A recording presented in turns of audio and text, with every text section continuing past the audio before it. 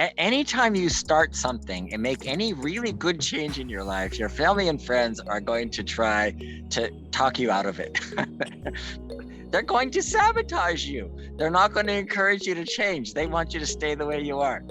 I don't know. I had a woman who was very overweight, like 300 pounds overweight, and she had diabetes. And I said, okay, this is what we're going to do. And I just started her on essentially the phase 1 of the program.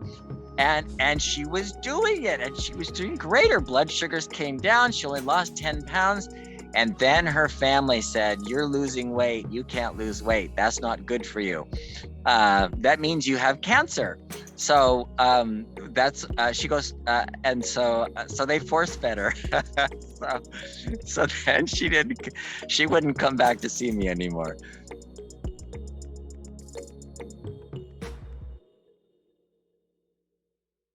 Welcome to the Fix Blood Sugar webinar. We are so excited that you guys are here. We're going live on Facebook, YouTube. Hello, YouTube viewers. We're excited that you're here as well. If you are on YouTube right now, make sure that you subscribe to our channel. You want to get notified anytime we upload one of these videos because there's so much good information on this. We are at 190 plus webinars dedicated to teaching you things about type 2 diabetes. And really, sometimes I feel like we can't even just say type 2 anymore. I feel like the webinars are dedicated to teaching you how to live well. You know, that's really what we're doing, how to feel good, how to reduce stress in your life, how to eat well for your body. Like, we're talking about all this stuff. And so we love having Dr. Saunders with because, you know, he's just not the guy that's going to try to cover things up and say, here's your drug for this. He always wants to get to the root. And although that drives us crazy sometimes, right? He's not just going to settle for, here's something quick to fix it. And with that being said, before I even let him talk, I'm just going to give you a disclaimer. So yes, he is a doctor, but he's not your doctor. And we're all different. And so we want to just make sure that before you implement any of these changes, you consult with your medical professional. And Dr. Saunders will tell you, well, some of the stuff that we're talking about, they probably won't know what it is anyway. So good luck, right? I probably shouldn't say that, but it's true. But there does come a point where you have to take your health into your own hands and see what works for you. I will say that. Okay, so the one and only Dr. Saunders is here. And, you know, I haven't said that in a while. There actually is another Dr. Saunders, Dr. Scott Saunders. Yeah, there is. In fact, there was one at UCLA when I was there. But not this one. He was a psychiatrist. Yeah. Oh, really? Okay. But Dr. Saunders actually is, okay, tell us where you're coming to us from today. Stafford, England. We were on our way from the Isle of Man. Isle of Man, beautiful island. It's just, it was awesome. We did the whole island in one day. It's not that big. And then, so we're on our way back now. Wow. You know, it looks really cool right there. What did you say? It's probably 7 o'clock, 7 p.m.? It's 7 p.m. Okay. Yeah. All right. Wow. Well, very cool. Thank you for taking time out of your, evening to do this with us. And we'll just apologize to your family because I'm sure they're like, here we go again. Doctor's always working. But guys, we're going to talk about type 2 today. And one of the things, I'm just going to go ahead. We're going to start it with an email that actually came in this week. And this is a very common question. So if you've been around, first of all, if this is your first time on the webinar, would you comment in the chat and let us know? Because we're so grateful that you're here. This has changed a lot of lives. People have really learned a lot from these webinars. I learned something each and every week.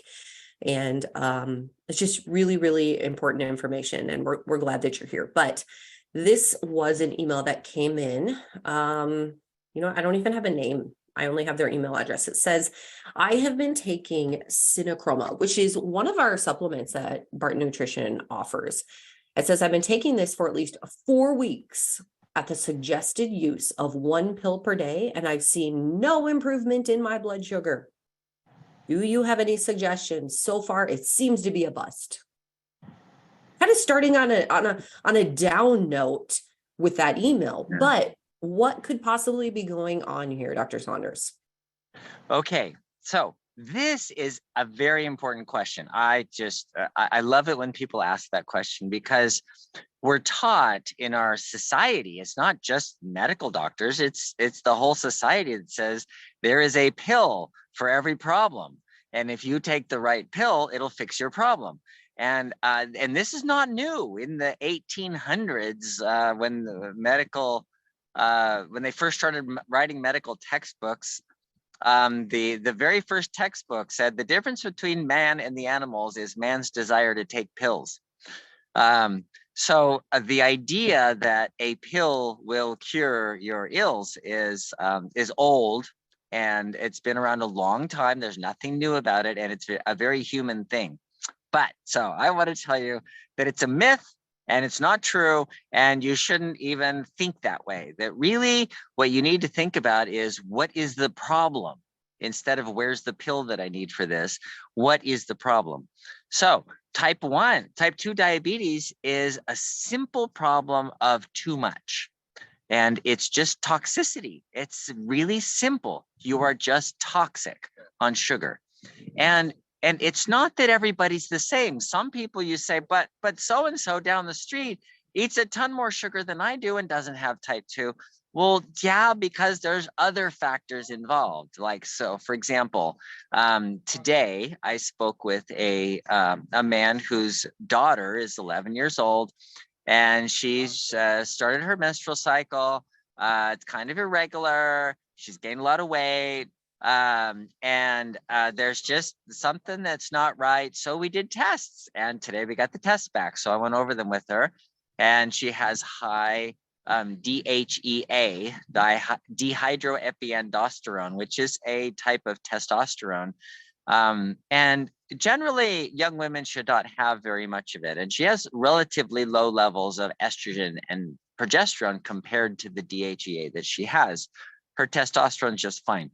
But I told him, okay, here's the thing that she's going to be dealing with all her life. This isn't just something that is like she's going to be able to take a pill and be done with it.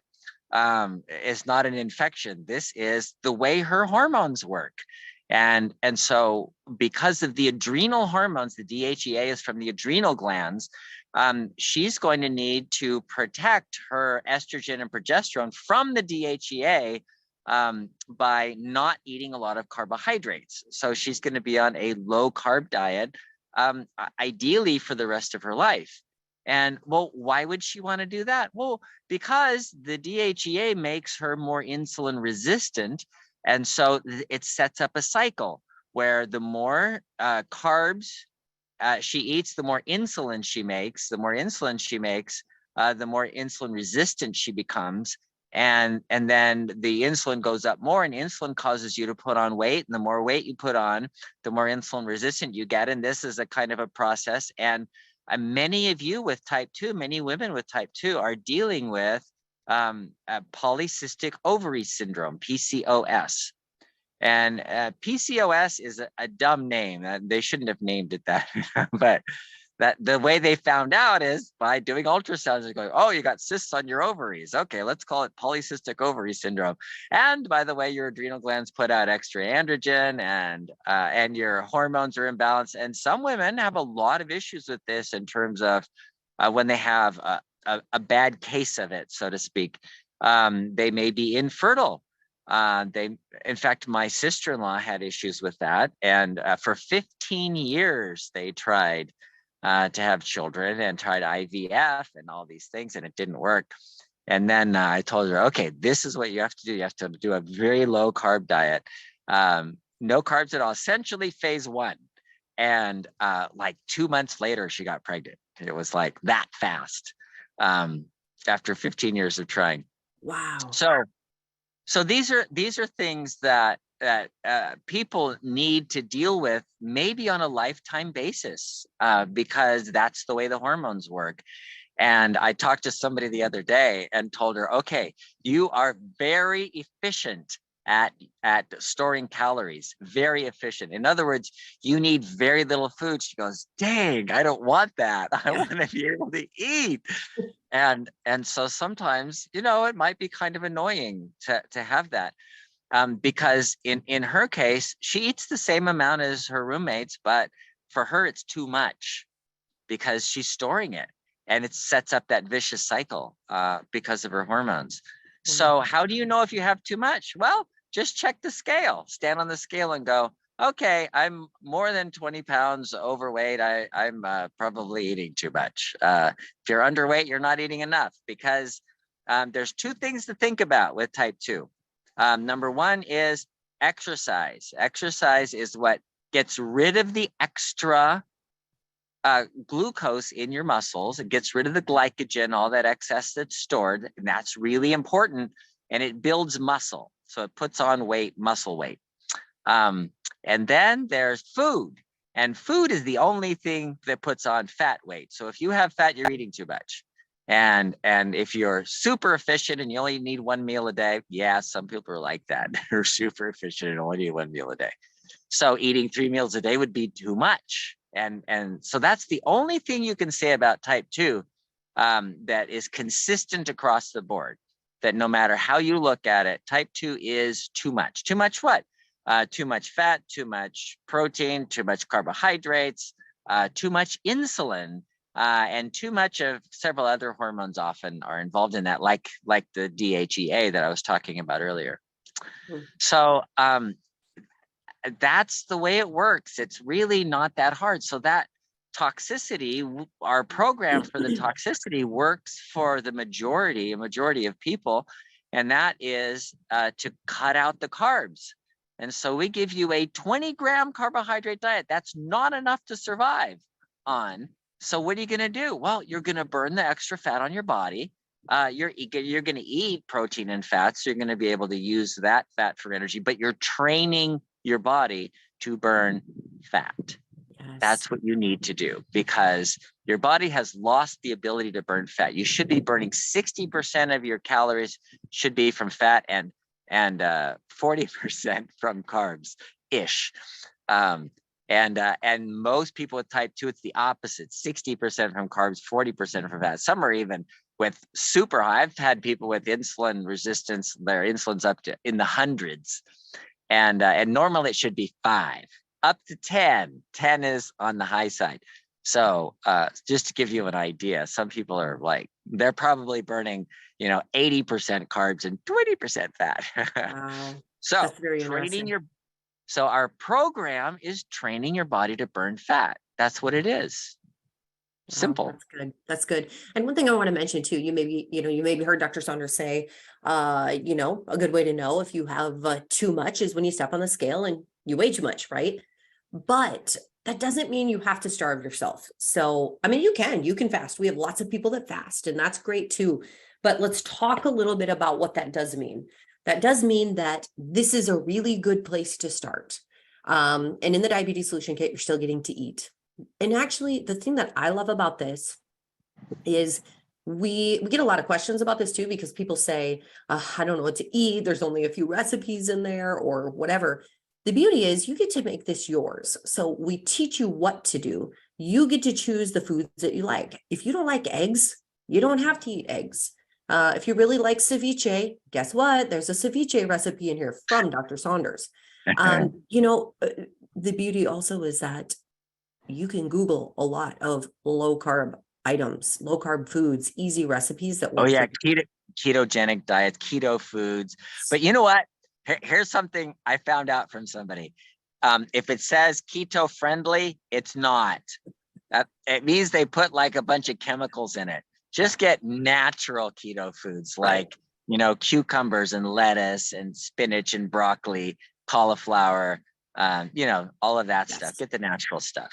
And I think that when you're making that transition right away, we often just look for a supplement like, okay, I love bread and I eat a lot of bread, so I'm going to just switch to the keto bread. And that's often, I think, what people do. Well, first of all, you're not going to love the flavor of it right away. I can just tell you that it's not going to taste the same. But if you could do the hard work, we have a lot of people on this webinar right now who have done the hard work, stuck with the plan, limited their carbs just in phase 1. It's short term. You can do anything quickly for a small amount of time, right? You can do this. You can do the hard work of the program, and then you slowly move to phase 2 and to phase 3. It's not forever. I heard someone relate this information to childbirth. Women can handle childbirth knowing it's not forever. There is an end result. If you knew you had to be going through the birthing process for the rest of your life, you wouldn't do it, right? Not that this is that extreme, but it's short term. The hard stuff is short term and you can do it, right? So if you have no idea what this is honestly what Dr. Saunders recommends to his patients that come into his clinic. This is the way less expensive version of what he gives to them. So this can be found at bartonwebinar.com. This is the diabetes solution kit. It is not, can we say it's not difficult? It's not difficult. It's more mental.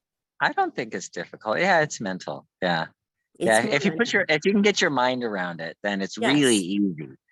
And some of it might be new for you. You might learn some things about foods. One of the really fun things that you can expect to happen as you work through the process of this is learning how certain foods affect you.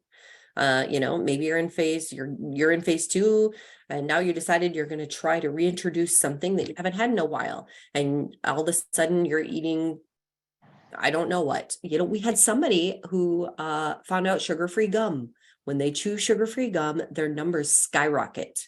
And that may sound crazy to some people, but his body responds to the taste of sugar, the taste of sweet, just like as if it was sugar. And that's the cool part, is that he now knows certain things that his body can and cannot handle. So what's interesting about that is that sugar-free gum makes him insulin resistant because it raises the insulin level. And as the blood sugar starts dropping, then the pancreas has to make something called glucagon to put out all its extra sugar. So now the liver's making a whole bunch of extra sugar and raising the blood sugar levels. And So our point is the pills, the Synechroma, are the support to help you get enough nutrients so that you're not deficient in nutrients, so that phase 1 will work for you. That's what it's for. If you're not doing phase 1, then Synechroma is not going to lower your blood sugar by itself. It doesn't do that. That's not what it's for.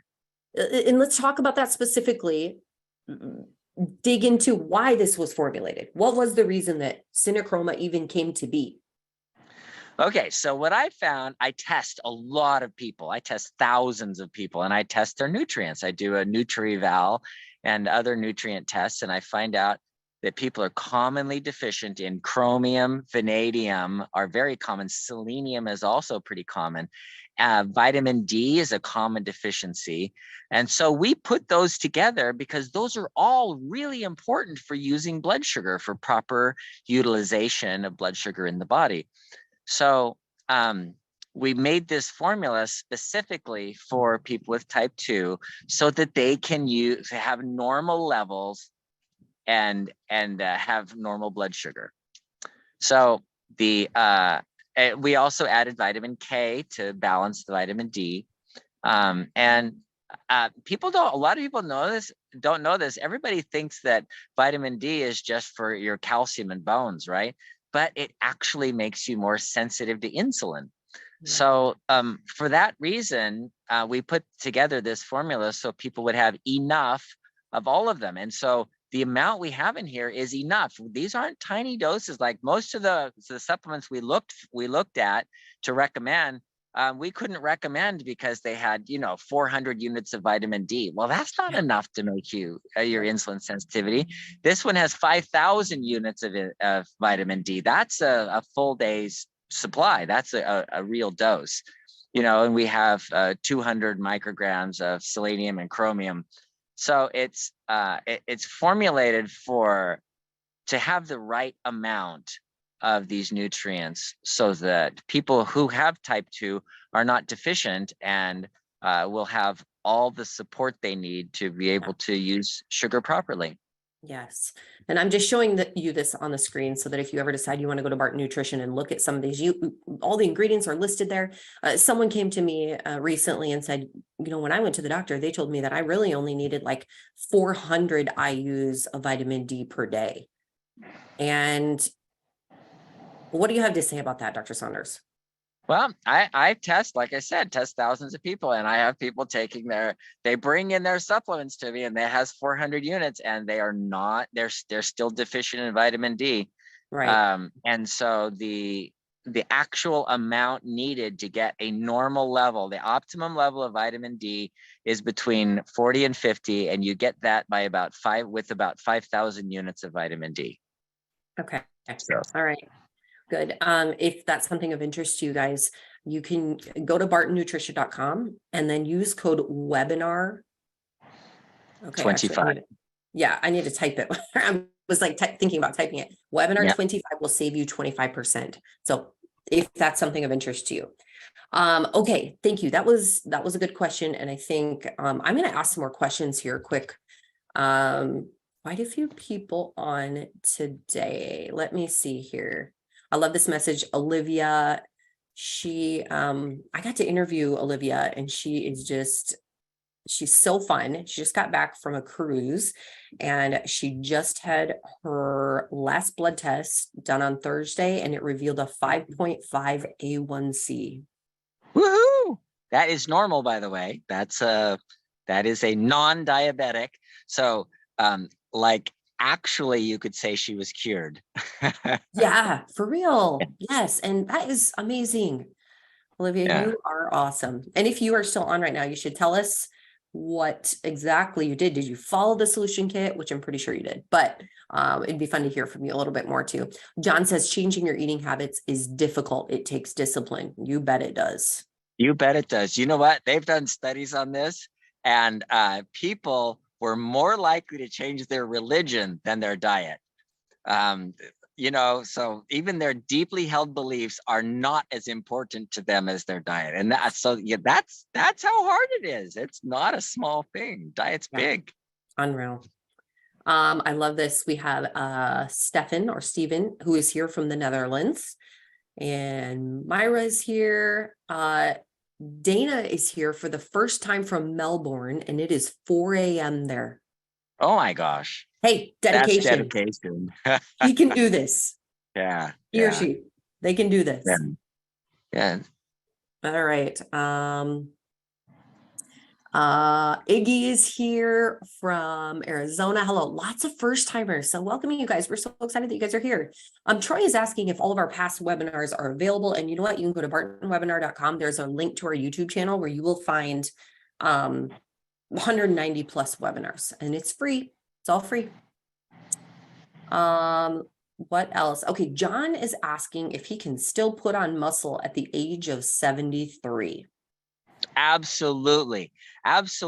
Yes, you can put on muscle. Okay, so what you need to do to put on muscle is to be anabolic, and go to the webinar that talks about the 610 reset. That webinar talks about how you become anabolic. And I'll just tell briefly what it is during the day while you're making cortisol, and you're breaking down food and eating and exercising and all that, that's the catabolic metabolism. At night while you're sleeping, you become anabolic if you go to bed with an empty stomach. So that's a key thing. And that's what the 6-10 reset, no food after 6, go to bed by 10, or go to sleep by 10. And then wake up and have breakfast in the morning. So, have your protein shake in the morning, whatever that is, to help you put on muscle. And that's the way to do it. And you know what? I've worked with, CrossFit coaches, my CrossFit coach. I've worked with a lot of people on this, and it works. It's life-changing. You know what? I'm actually going to show you guys here our YouTube channel, because this is another thing that I haven't shown. But if you go to our YouTube channel and you go to the playlists, you can see all of our webinars. And so if you go up to this little search bar, you can type in something, 610 reset, for example, or anabolic or catabolic, and you'll probably find webinars that we have done on this. In fact, I wonder, yeah, look at this. I mean, anything here, cholesterol, why is pain a good thing? Healthy heart, muscle wasting. Can we get off of our meds? That was a huge webinar. That was a good one. Osteoporosis, how diabetes affects the heart, why low carb works. Guys, there's so much information here. Like, it's so good. This is, if you want to get an education, that's where you should go. Okay. So be sure to check that out. You can find it if you go to bartonwebinar.com. That will give you a link to the YouTube channel. Okay. Kathy says the mental part is the hardest and family and friends are difficult to deal with. Let's talk about that for a minute. Let's talk about my stress. goodness. That is so true. Anytime you start something and make any really good change in your life, your family and friends are going to try to talk you out of it. They're going to sabotage you. They're not going to encourage you to change. They want you to stay the way you are. I don't know. I had a woman who was very overweight, like 300 pounds overweight, and she had diabetes. And I said, okay, this is what we're going to do. And I just started her on essentially the phase 1 of the program. And she was doing it, and she was doing great. Her blood sugars came down. She only lost 10 pounds. And then her family said, you're losing weight. You can't lose weight. That's not good for you. That means you have cancer. So that's she goes, and so they force fed her. so then she wouldn't come back to see me anymore. Oh. Because but so I don't know what happened to her in the end, or I don't even know if she has an end yet. Wow. But anyway, that kind of thing, but that's an extreme case. But I've seen a lot of people, I encourage them to make changes in their life, to start exercising, doing stuff, and they get sabotaged by their own family and friends. I see it. I know it. So you know Yes. what? They're still your family and friends. Just laugh at them and go, ha, ha, ha, I'm going to continue on my program. Oh, that is so true. That's so true. Yeah. And you've shared many stories about people though who have had stress, even from family members living with them, and the stress completely goes away once they move out. Oh yeah. And Yeah. I mean, it is the people we surround ourselves make a big difference. Yeah. Yeah. And some family and friends are very encouraging. I know Yep. the who was it? The couple that they're on the often. Anyway, they help Yes. each other. The Villa, Yeah. Bob and Yes. Vila Barb, Garcias. Vilo. Yeah. Garcia. Yeah. Yeah. Yeah, they helped each other. And that was awesome. When family helps you and they go, okay, we're making positive changes. Let's do it together. Yes. And I've had patients on the other side of that, where a woman that she said, gosh, I want to fast. I don't know if I can do it. And her husband said, I'll do it with you. And they did it Oh, together. And it was great, and it helped him too. He wasn't my patient, but it helped him too. that's So awesome. yeah. So sometimes they can be a big help. Yes. Agreed. Okay, here is a message here from Susan. Hi, everyone. I finally got my A1C down to 6.0. Still have the same amount of weight, though. Going to be fasting 2 days a week. Hopefully this helps. Any other suggestions? Okay, so 6.0 is non-diabetic. It's technically pre-diabetic. So that's great. That's wonderful. And you didn't lose weight. And that's very interesting because the weight is not the primary issue. Yes, you gain weight with high insulin, but she got her insulin down, and her hemoglobin A1C came down. But she's not burning fat fasting's a good way to keep the insulin down. But you know what? You may be a very efficient person and may only need like one meal a day kind of thing. So the longer you have an empty stomach, the better. And just so that it's okay to be what we consider overweight. So actually, the longest, the longevity is 20 a body mass index between 25 and 30. Which is overweight technically. So, the ideal, we're always told the ideal is somewhere around 20, 21, 22. But actually between 25 and 30 is the healthiest weight to have. So it's not as simple as, oh, you want to be skinny, you want to be twiggy or something that's and have no fat on your body. So I don't know. Other things you can do to lose weight. Basically, fat on your body is food. That's food. It's all about food. So muscle on your body is really about exercise and a little bit of food, but mostly exercise. And then fat on your body is mostly about food and a little bit of exercise, mostly about food. So if you just think of it that way, then eating fewer times is helpful, fewer times in a day. Fasting is helpful periodically. And I find I just do 3 days once a month. And that's, I do other times, but usually just 3 days once a month. And that keeps me okay. I want to talk about this a little bit because this comes in as a question. If someone typically may find that their doctor tells them, hey, make sure you're eating 5 meals a day, eating every few hours. What do you believe is the effect on the body, especially for someone with type 2? What happens when they're eating that many meals constantly? Okay, that is really important because that's part of the reason why we're seeing so much diabetes. There is an epidemic of diabetes. There's a pandemic of diabetes. The entire world is seeing this rapid rise in diabetes, much like millions and millions of people more than like the pandemic, the COVID-19 and stuff. So why? What's going on? Well, part of that is that idea of eating 5 small meals a day with snacks in between so you never have an empty stomach.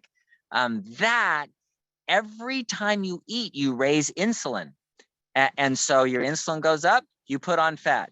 You eat again, your insulin goes up, you put on more fat. You eat again, insulin goes up, put on more fat. And then you get resistant to insulin, you get resistant to leptin, and you don't process sugar very well. You start using more sugar for energy and less fat because your blood sugar is always high and your insulin level doesn't allow you to burn fat for energy. So that whole cycle gets set up because of eating frequently. So frequent small meals is not a good idea. You're better off having 1 meal a day, even if it's a big meal, whatever. Eat until I'm done. Okay, done. Are they starting to recognize that, other doctors, or is it still? Oh, yeah. Okay. Yeah. The anti-aging doctors are the ones that are talking about it, though. The regular, primary care medical doctors aren't at this point because medical schools haven't caught on yet. But if you look at anti-aging medicine, they're all saying, oh, yeah, you got to have this, intermittent fasting or 1 meal a day or fasting periodically, 3 days once a month or something like that. Very interesting. Okay. This is so good. Okay. A message came in from Sue, and I think we've covered this, but she said, how can I lower my A1C naturally? Okay. The natural way is phase 1 of the book. Get the book, do phase 1, and your A1C will just drop like a rock. And if it doesn't, you've got other issues. Okay. And look at this, guys. This is 1997. If you go to bartonwebinar.com, you'll see a link for this. 1997 for this book. Now that's the digital version. You can pay for this to be shipped, but if you're new and you don't have one of these books, you can have this delivered right away to your email. Actually, you might have to log in somewhere to get it, but you can have it within minutes. So that's a good deal. $1,997 for the book. It's a bargain at twice the price. That would be a bargain still. It really would. But $19.97. So honestly though, guys, it has changed a lot of people's lives. It really has. And many of them are on the webinar now. So if it has done some wonderful things for you guys, feel free to comment so that we can let other people know, because it's encouraging. And you know, we want other people to realize that this is an actual real thing. And we do have testimonials from a lot of people on our YouTube channel as well. So you can check those out. Okay, Maria says, my husband in the past had been told that he had low blood sugar. Now he's told he is pre-diabetic. Can you go from one to the other? And can you be both? We're a little confused. Yes. So remember, what's happening is your blood sugar goes up and then your insulin goes up, and the response to insulin is to bring the blood sugar down. And so hypoglycemia is an early sign of prediabetes. So absolutely, it's going to progress from hypoglycemia to hyperglycemia. Okay. Roy said my hip replacement broke about 2 weeks ago. I'm scheduled. Oh, I'm sorry, Roy. Scheduled for the revision or the repair in 2 more weeks. I normally fast 3 days a week to help manage my numbers. Should I stop fasting just before the surgery, or will it hurt if I just do my regular schedule of fasting? Love all the good information I get here each week. Okay, that is a great question. And I didn't do the research on this. Dr. Walter Longo at USC in Los Angeles did studies on this, and actually the fasting gets you anabolic and helps you repair. So just continue on your regular fast, because that's what's putting you in anabolic metabolism so that you repair better. All right. Let me see here. Okay, Kathy says, what tests do we ask for to see if DHEA is a problem? I have a granddaughter with the same issues that you had mentioned at the beginning of the webinar. And without the testing, the doctor wants to put her on birth control at age 11. Don't do it. Okay, you can. You know what? The birth control isn't going to hurt anything. It's not going to help either, though, because it only affects the FSH, LH, the pituitary gland, and the ovaries. So she won't get cysts on her ovaries as easily and all that. But it doesn't affect the adrenal glands, so it doesn't fix the problem. The problem is the adrenal glands. So I'm not saying the birth control pill is bad. What I'm saying is it's not going to fix her problem. So the test to do is DHEA, and I do DHEA and cortisol to see if there's any possibility of having a tumor or something like that. So DHEA cortisol combination, and then just because I want to see how the ovaries are functioning, I also do the FSH and LH. FSH is follicle stimulating hormone, and LH is luteinizing hormone. Those are the pituitary hormones. And then thyroid tests and estrogen and progesterone. So, and testosterone. And so that's a panel of tests, a whole panel. Before you start birth control pill, a young woman should have the panel done so that they know, is there a pituitary problem? Is it an adrenal problem? Or is it an ovarian problem?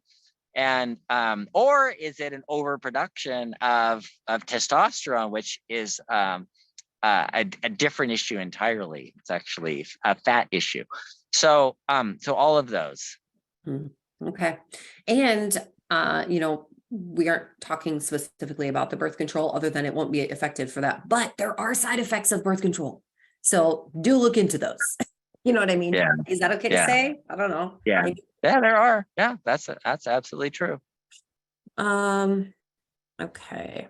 Roy, great question. How do I tell what my weight should be so I know what 20 pounds over is? I'm 5'11". I'm 70. What should I weigh? Okay. So what you should weigh is your optimal weight is to be somewhere in the 20s. If you think about between 21 and 25-ish, your body mass index.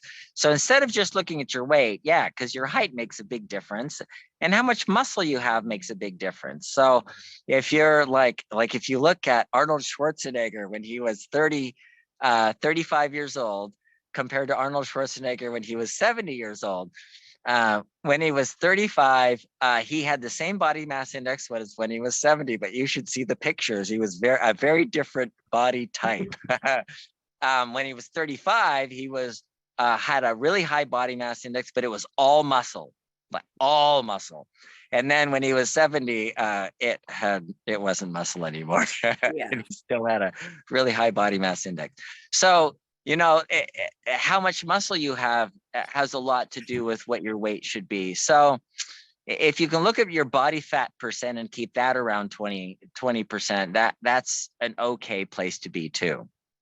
You know, years ago, our Barton team did kind of a fat loss challenge type of thing. And one of the things that we did, instead of relying on body mass index, was to do these like bod pods. Do you remember this, Dr. Saunders, when our team did Yeah. this? I don't know if you Yeah. did it, but I didn't. yeah, you went into these like pods and they kind of measured your Yeah. body fat and stuff. And so there are some options out there to really see where you're at to measure. Oh yeah. things. These days you can get a bathroom scale and get your fat percentage electronically calculated. I don't really know how that works. I'm so confused by that, but well, it uses electrical impedance, which means the resistance of going through your body, and they're not that accurate, but they're pretty close.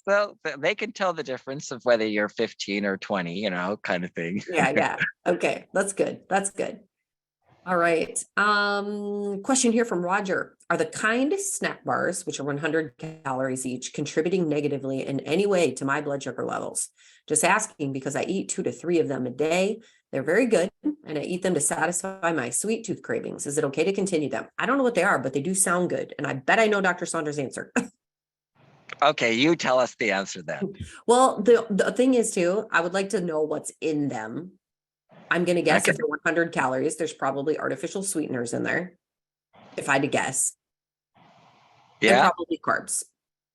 Yep. Okay. So I would agree. Probably not a lot of fat because fat has pretty high in carbs per gram ratio. So if they're low calorie and they taste good, I agree with Jack LaLanne. Jack LaLanne said, if it tastes good, spit it out. So I would say yes, they would probably be negatively affect your diabetes because there's going to be artificial sweeteners in there. The things that make them taste good are generally calories, which means fat, carbs, and protein. And if it's not carbs, then it's artificial sweeteners, in which case, either way, it increases your insulin resistance and may even increase your blood sugar. So I would recommend not doing it. And gosh, if you could have one of those continuous glucose monitors and don't use them at all, don't eat them at all for a week with the continuous monitor, and then start eating them and just see what happens to your blood sugar. And gosh, that will answer a ton of questions. Yes. And also, you know, this right here is going to explain to you a lot of that kind of stuff. Like, what should I be eating? Why should I be eating it? What is fiber? All of that. That is very important when you're trying to reverse your type 2. And so if you're not using this, really, this would be a good place to start. There was someone that commented a couple minutes ago that it said in our book that you should eat every 3 to 4 hours. And I remember that it said that. I thought we took that out. I hope it doesn't say that. I remember taking that out. I remember it did say that. Maybe she has an old book or something. I don't know. Okay, message but don't. me. Message don't me. Eat. Well, and it depends. I mean, if you're getting up at 8 a.m. and you're eating maybe you're eating breakfast at 8, and then by noon you're eating your lunch. You know, I mean, I don't know. Maybe you eat I don't know, but hopefully that's not in there. You know what? And yeah, just message me if that is the case. Leslie@bartonpublishing.com. Okay. My doctor told me that once I started taking insulin, that my diabetes would not be reversible. Is this true? No, don't believe that for a second. Yeah, they will tell you that there's no way around it once you're on insulin. But so do a test called a C-peptide. And the C-peptide tells you how much insulin your pancreas is making. And if you have a normal C-peptide level, then you don't need shots of insulin. What you need is to become insulin sensitive. So that's why we have the Synechroma to help you become insulin sensitive. And then phase 1 of the program, do that instead of taking insulin. But do the test, because you don't know, you might need insulin. If your pancreas is not putting out insulin, you might need it, in which case, yeah, it may be true. You might need it for the rest of your life. Okay. Anonymous here. Oh, go ahead. But even then, sometimes if people have autoimmune diabetes, I've had cases of people who have been able to get off insulin. So even then. Anonymous said my A1C went from 7.1 to 6.5 with 9 months on Synechroma. I'm wondering if you're using the diabetes solution kit as well. Just curious. However, my glucose is still over 140. My weight is fine at 5'1". I'm 110. My glucose is still so high. I'm 85 years old. I'm an active senior. I could use some more energy. Winnie. Oh, okay, Winnie. Look, energy comes from exercise. So being active, great. Just stay active as much as you can. That's the most important part. The second most important part is to get your mitochondria functioning better. So the 6-10 reset is a great way to do it. No food after 6, go to bed by 10 so that you have an empty stomach when you go to bed. That's another great way to increase your energy. Some people need to switch to fat burning metabolism because we have fat on our bodies that we can use. In fact, they did an under 2-hour marathon. Nike did this. And they had to do a lot of work to figure out how to get this done, because these guys are sprinting, like they're doing a 4.5-minute mile for 26.2 miles. This is not an easy task.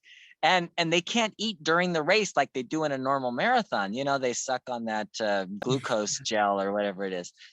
And they couldn't do that. These guys are sprinting and they can't stop breathing to swallow. So they've tried to figure out how are they going to do it, and they had to make them fast, and they had to get them. It took them 9 days of not just fasting but high fat diet, low carb diet, to get them to burn fat, so that they could actually run 26.2 miles and have enough energy in their body, because the body doesn't store enough carbs. Even when you carbo load, you're not going to get a marathon amount out of a.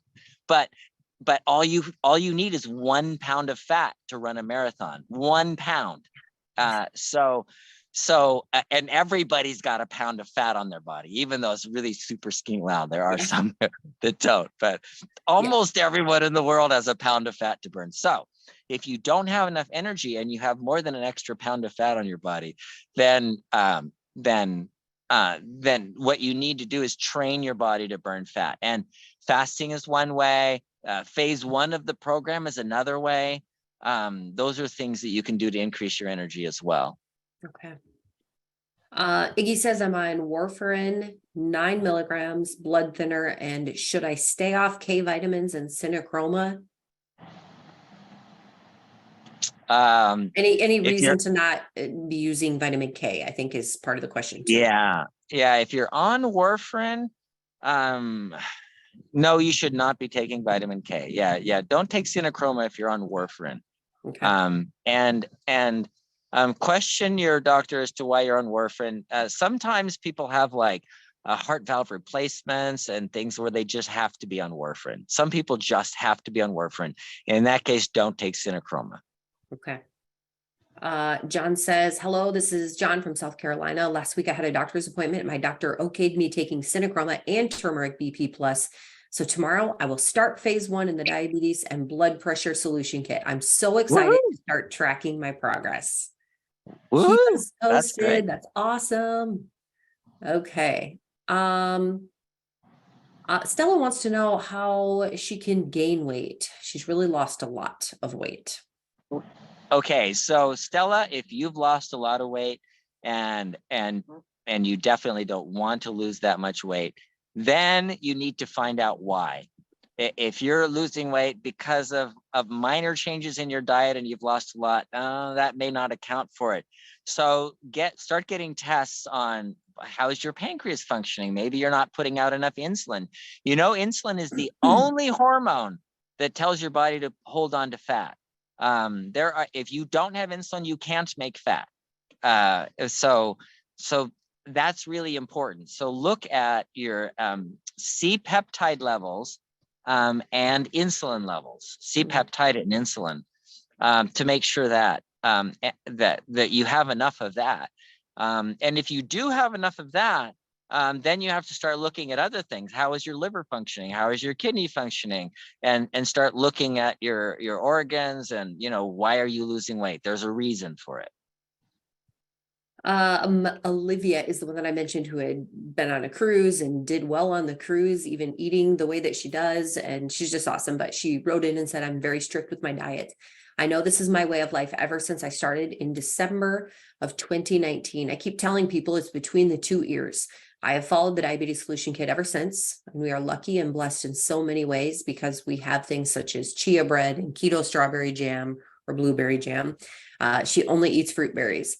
Attending these Zoom calls as reinforcements and confirmation to continue with what I am doing. I have not gained any weight, and I've stayed between 104 and 107 pounds. I am fine. Thanks, Dr. Saunders and Leslie. Oh, wow. So great. Good for you.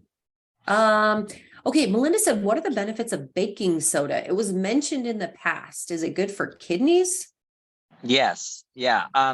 When people have renal failure, and sometimes with early renal failure, they call it stage 3, when your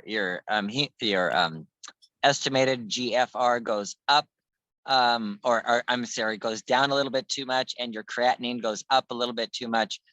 Then at that point, they did a study on people who took a half a teaspoon of baking soda twice a day in water, compared to people who didn't. And the ones who took the baking soda did not progress to renal failure, to dialysis, because they were already in renal failure, but they didn't progress to dialysis.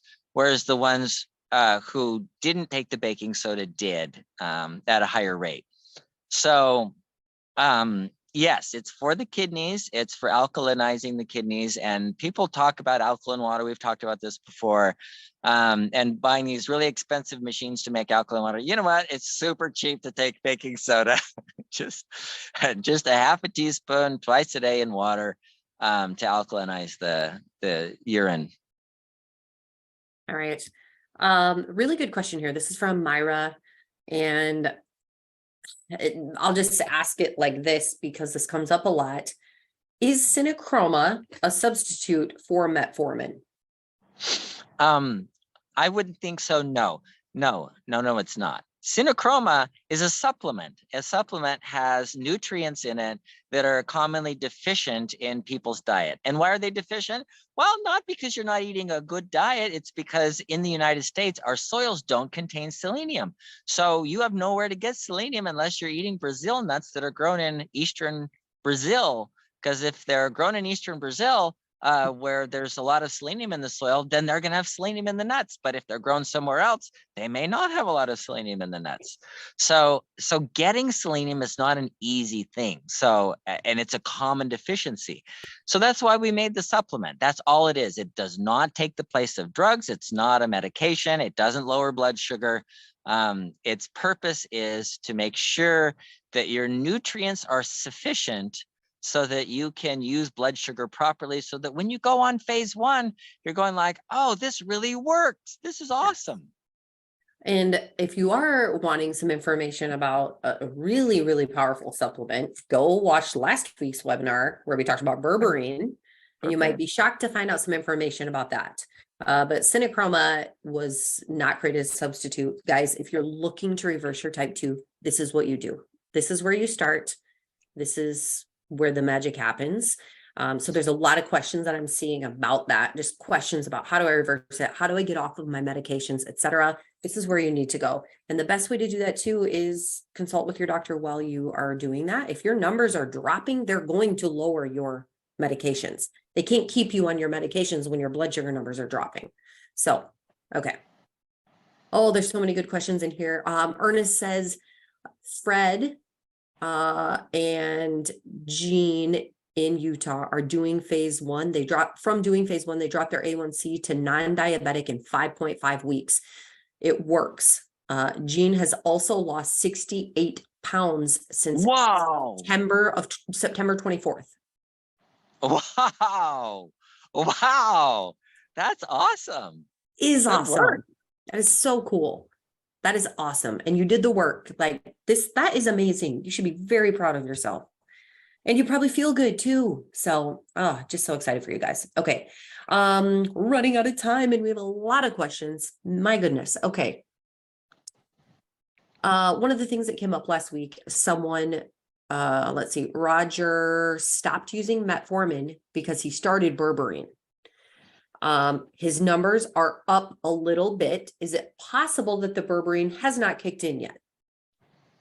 Oh, it might be, or it might be you could take more Berberine, or you could just like do phase 1 of the program instead. It's actually better than taking the drugs or the Berberine for that matter. Yeah, the hard part too is, a lot of people are looking for a quick fix, like taking maybe it's Berberine and you're still drinking Cokes and eating Snickers and 300 grams of carbs per day. So, it just depends on what you're doing with it too, that makes such a difference. So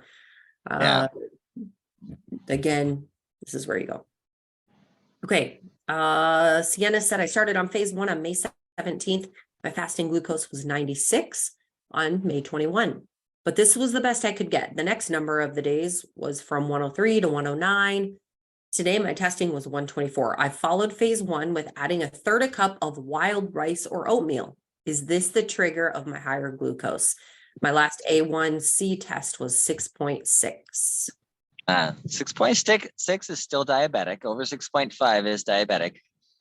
So it's very likely that the grains are increasing the blood sugar. See, the purpose of this phase 1 is to train your body to burn fat. And if you're adding in little extra carbs here and there, then you're not training your body to burn fat. Your body go, oh, we have carbs. We don't need to burn fat. Boom. Then then you're not doing the training. So the training process is really important that you count those calories and that you say, you count the carb calories and you say no more than 20 grams of carbs. Less is better. Okay. I'm not sure what this is, but our friend Anku it says, Dr. Saunders, can you please give us a little pep talk on all things OMAD, OMAD? I've been reading a whole lot of negative things about it. This is my second year on OMAD and my blood sugars, blood pressure, and weight are all good. Any idea? OMAD. I don't know what that is. Okay. I'm not sure. I'll look at that. Okay. Let's see. Akinwumi says, can leaking heart valve be reversed? Oh, 1 meal a day. OMAD, 1 meal a day. Oh, yes, that makes sense. Yeah. So you know what? Here's the deal. Some people do very well with 1 meal a day, and some people do not. We're not all the same. So you can't say what's good for the goose is good for the gander. No. If it works for you, it's great. And so what Anku is saying is that it works for me. I'm doing 1 meal a day and I feel great. My blood pressure's down, my blood sugar's down. Then I'm like, dude, you're doing the right thing because that's what you need. And that's great. And I know they're talking about this a lot about and a lot of that is because when some of the research was done on eating 1 meal a day, dinner, like going to bed after eating, and that's not a good way to do it. So you got to be careful with the research. It's got to be breakfast or at least a morning meal and not an evening meal. Last question. Can you just tell us what are some good numbers to set as goals when we're trying to do this program? Okay. So your blood sugar, if you're in Canada, should be between 4 and 5. If you're in the United States, it should be between 70 and 90. And that's your fasting morning blood sugar. That's where you want it to be. Hemoglobin A1C, the optimum place to be is 5.0. But if you can get it down to 5.5, 5.6, that's fine. And that's non-diabetic and that's great. It's not pre-diabetic and there's nothing wrong with that at all. But I'm just giving you the optimum numbers would be 5.0. And let's see, that's hemoglobin A1C, blood sugar. Yeah, that's all you need to know. Okay. All right. Thank you, Dr. Saunders. Go back and be with You're your welcome. family. We so Okay, appreciate I you. will. Okay. All right. Bye-bye. Bye. Okay, guys. We're gonna let Dr. Saunders go be with his family, and you know what? I'm gonna turn that off. Okay, there he's gone. I just want to go over a couple of things. So I can't answer any of the questions that are related to any type of medical stuff, of course, but a couple things we'll just go over quick. bartonwebinar.com. That is the site that you want to go to learn all of the things. So our top most asked questions are there. And Dr. Saunders, we actually have videos of him answering those questions. You can also find links to all of our products, links to our YouTube channel. We have 2 webinars each week that we do. So we have our type 2 webinar, which is on Wednesdays, and then we also have our healthy heart webinar that is on Thursdays. And both of those are with Dr. Saunders. They're different programs, but really good information. And if you know Dr. Saunders, you know that he is passionate about these things. So hop on those, ask questions, just really good information. So every week we are here. If this was your first time, thank you so much for joining. It's a free webinar, and we do our best to get to as many questions as possible, but we try to teach for, the first half and then answer questions the second half. So thanks again for hopping on. Come back next week, and we so appreciate you guys. Have a really, really blessed week. Bye-bye.